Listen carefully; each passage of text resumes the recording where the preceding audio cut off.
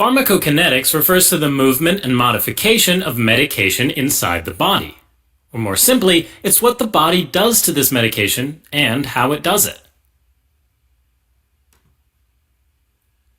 Alright, so once the medication is administered, it first has to be absorbed into the circulation, then distributed to various tissues throughout the body, metabolized or broken down, and finally eliminated or excreted in the urine or feces.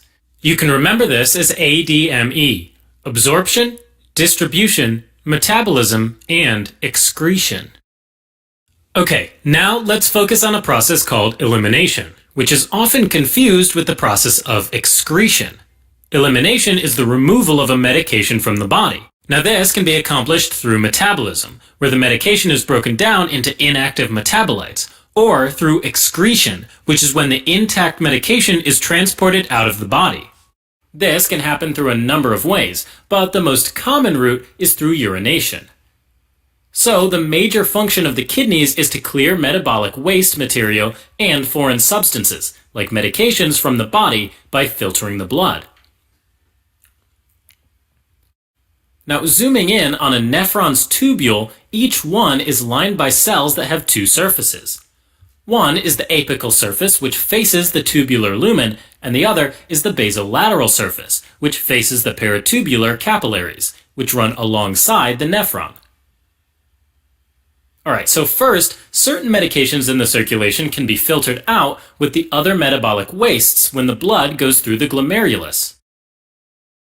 Second, as the filtrate makes its way through the proximal convoluted tubule, certain medications from the peritubular capillaries get secreted into the tubular lumen. For polar water-soluble medications, this is mainly done actively through active secretion, meaning that it requires specific carrier proteins on the basolateral membrane of the tubular cells, which use ATP for energy. Nonpolar lipid-soluble drugs, on the other hand, are secreted into the proximal tubule via passive diffusion, meaning without requiring any energy. That's because they can pass through the cell membranes easily, so they just move down their concentration gradient from the peritubular blood into the tubular lumen. Now, as the filtrate travels toward the distal convoluted tubule, the level of medication builds up inside the lumen.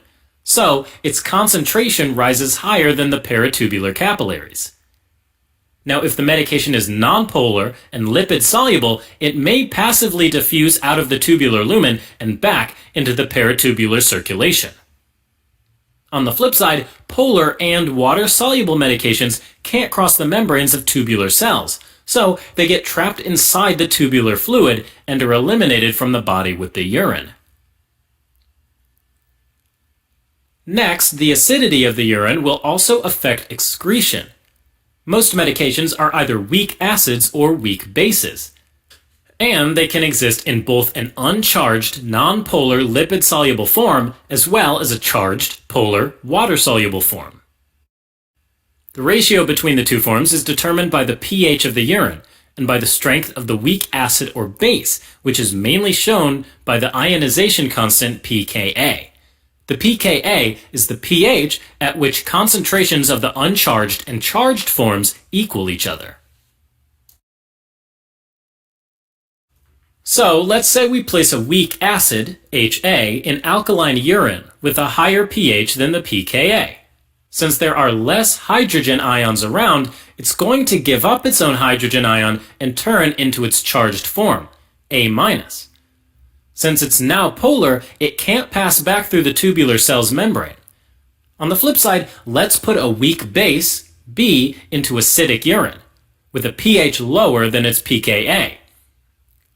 With plenty of hydrogen ions around, it's going to grab one of them and turn into its charged form, BH+, which once again cannot be reabsorbed across the tubular cell's membrane. In other words, weak acidic medications are trapped in alkaline urine, in contrast to weak basic medications which get trapped in acidic urine. The practical point in this is that an individual presenting with an overdose of a weak acid, like aspirin, can be given a base, like sodium bicarbonate, which makes the urine alkaline and helps get rid of aspirin.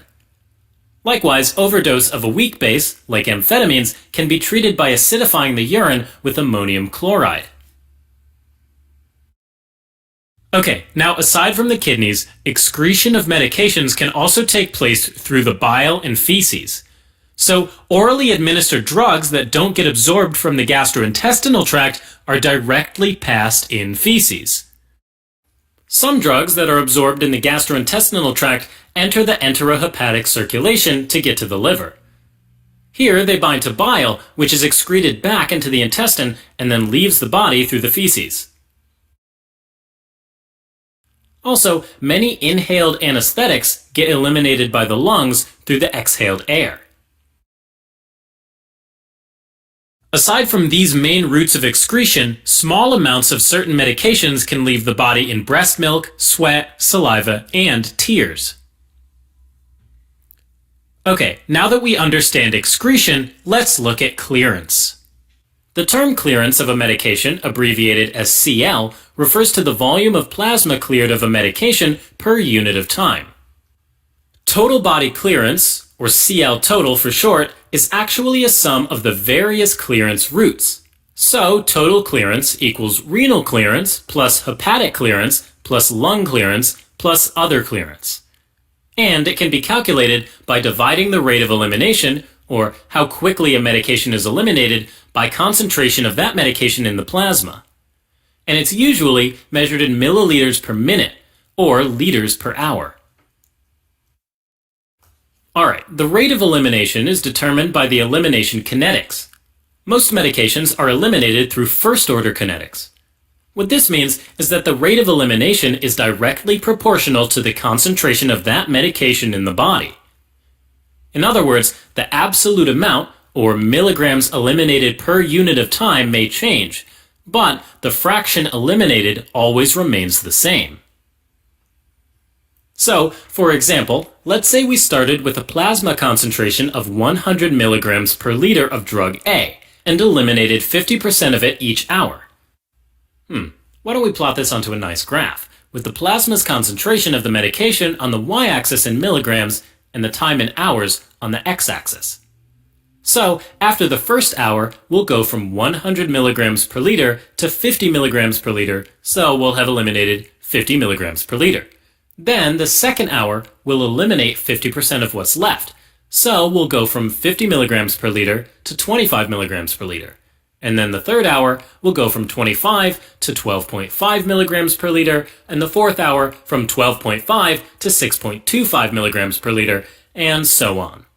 And the curve that's formed shows that there's an exponential decrease in the plasma concentration of that medication. Another cool thing about this graph is that it helps determine the half-life of the medication. This is the time required for the plasma concentration of the medication to be reduced by half. So, in this case, it's 1 hour. This gives us a reference point when we need to compare the clearance of different medications. Now, there are a few medications which get eliminated through zero-order kinetics, like phenytoin, warfarin, and aspirin. This means that the rate of elimination is constant, independently of the concentration of that medication in the body. In other words, the absolute amount, or milligrams eliminated per unit of time, stays the same, but the fraction eliminated changes.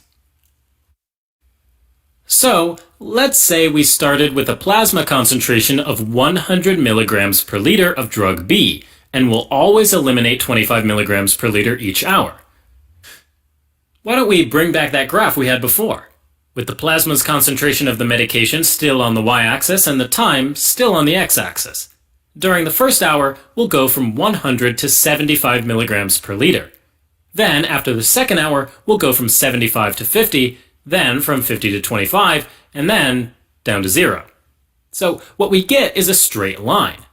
And it takes 2 hours for the concentration of the medication to drop from 100 to 50 milligrams per liter. So its half-life is 2 hours. Alright, as a quick recap. Elimination refers to the removal of a medication from the body either through metabolism or excretion. Excretion is done primarily by the kidneys through glomerular filtration, active secretion, and passive diffusion. and is determined by the chemical properties of the medication and the pH of the urine. Other routes of excretion include mainly the bile, feces, and lungs. Clearance of a medication refers to the volume of plasma cleared of a medication per unit of time. Elimination kinetics determines the rate of elimination. And it includes the most common type, first-order kinetics, where the amount of medication eliminated per unit of time changes, but the fraction stays the same, and zero-order kinetics, where the amount eliminated per unit of time stays the same, but the fraction changes.